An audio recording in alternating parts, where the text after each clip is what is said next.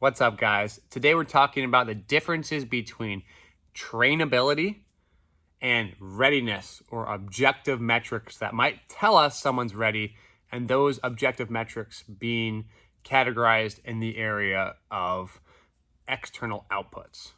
So when we say adaptability, we think about what's the internal state of the body, and we think about external outputs. We think about things like how high do you jump and how fast do you run.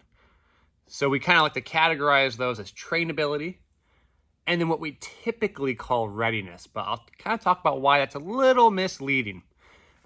So first and foremost, it's a pretty complicated topic. So we're just going to intro this here.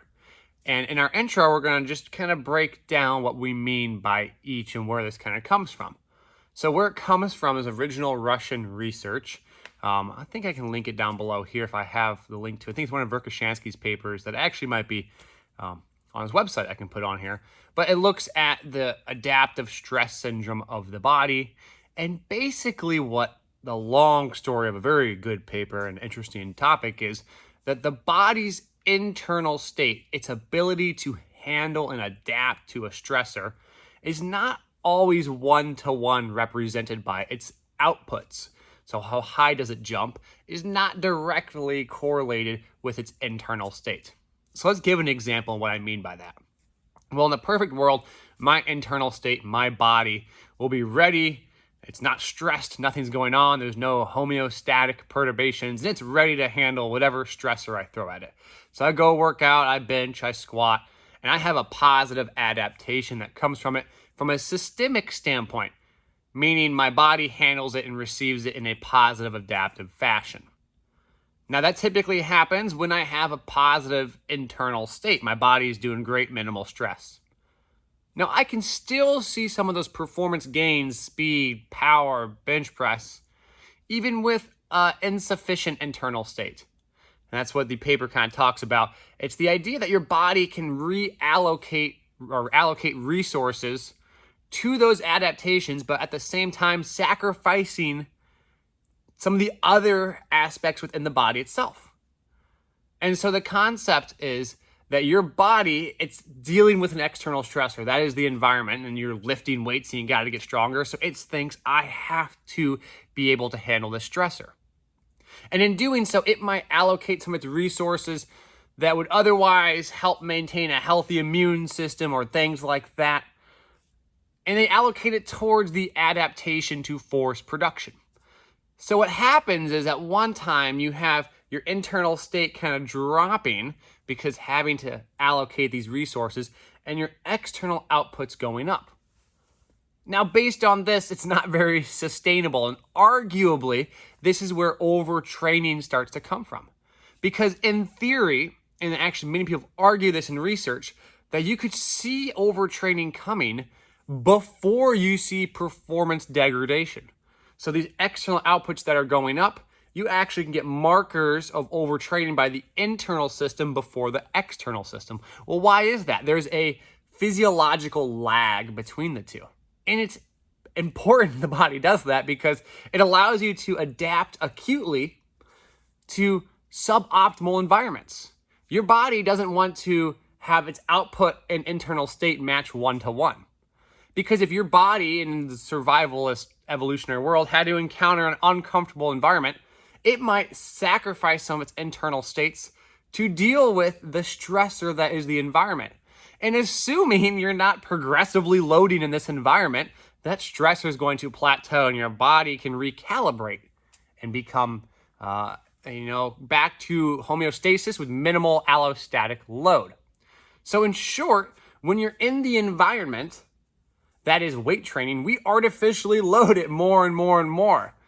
And in doing such, it never has a time to plateau, assuming the internal state is being affected. And so, like I mentioned earlier, there's been papers that talk about, well, we can predict overtraining and overtraining-like symptoms by looking at the internal state of the body prior to our external outputs changing. And this is really important because it's a dichotomy, it's a juxtaposition of your external outputs and your internal state. And so in order to have sustained adaptations over time with progressive loading over the long run, we need to make sure our internal state is being able to handle the stressors we apply. It's not dipping too low. So we have now a distinction between readiness, and what we call readiness, our external outputs, and internal state. An example of this that can be really easily understood is the lack of correlation one-to-one between your heart rate variability and your performance in like a jump height. For example, a lot of people, practitioners I've talked to say, well, I don't like to use HRV because it doesn't tell me how high they jumped today. Well, it's not supposed to. It's supposed to kind of give you an indication as to what's coming down the line. For example, HRV is a representation of our autonomic nervous system. Our autonomic nervous system is responsible for all the autonomous actions in our body, the things we don't want to control.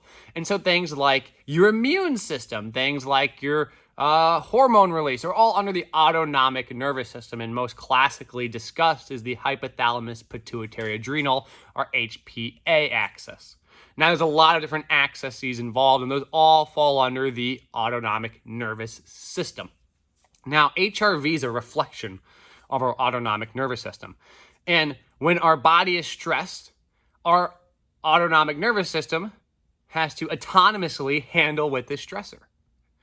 So it has to deal with it, and then we can measure your HRV. And we can say, look, your HRV is being perturbed. It's going down, which is not the best thing. It means a higher sympathetic tone. You maybe have to deal with these stressors. And in turn, you can still perform, but you're really kind of burning the candle from both ends. Now, if your HRV sustains low for an extended period of time, that might possibly lead to some of these fatigue symptoms that we might see later down the line in jump height.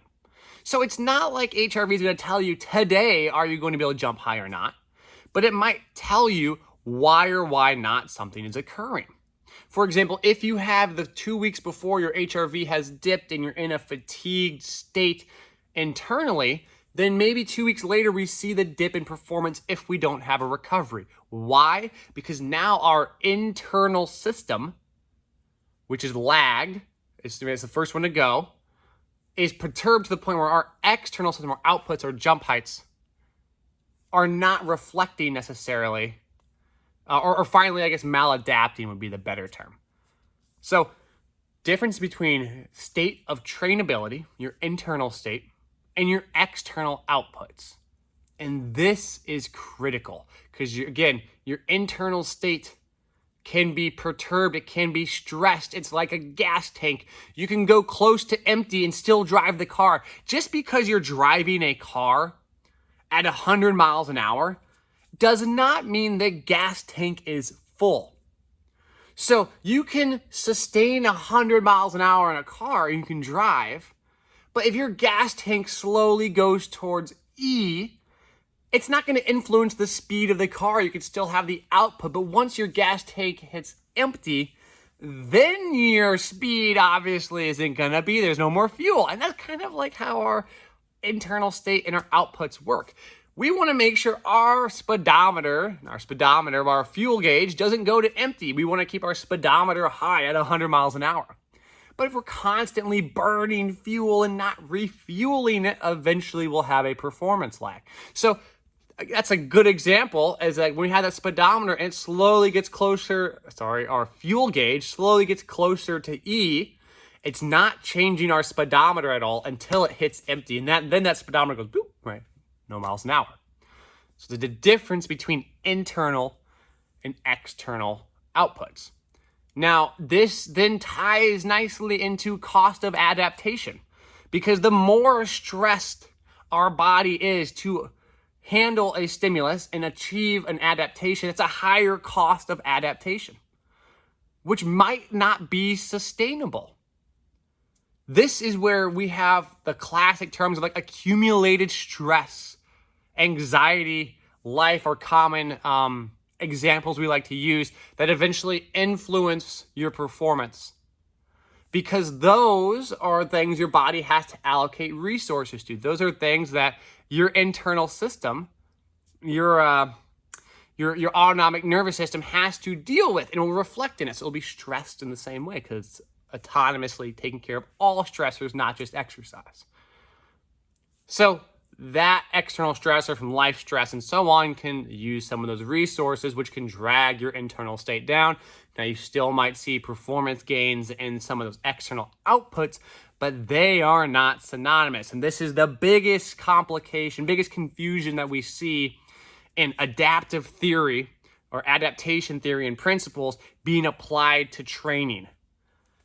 In theory, you could possibly explain how some of these bizarre injuries occur. Some of these very almost radical non-contact injuries that take place. Is it because of how they stepped? Or is it because the body was under a maladapt or big stress, so they're starting to maladapt the your autonomic nervous system was having to handle the stressor, having to allocate resources to it, distribute funds elsewhere, and the place that got hurt, well, it just didn't have the funds allocated to it. So we're going to dive into this topic here. We'll break down some of our states of trainability. We'll go through an easy little graph and talk about what that means from an internal state standpoint. Dive a little bit into endocrinology and a little bit of eustress and distress and those kind of things.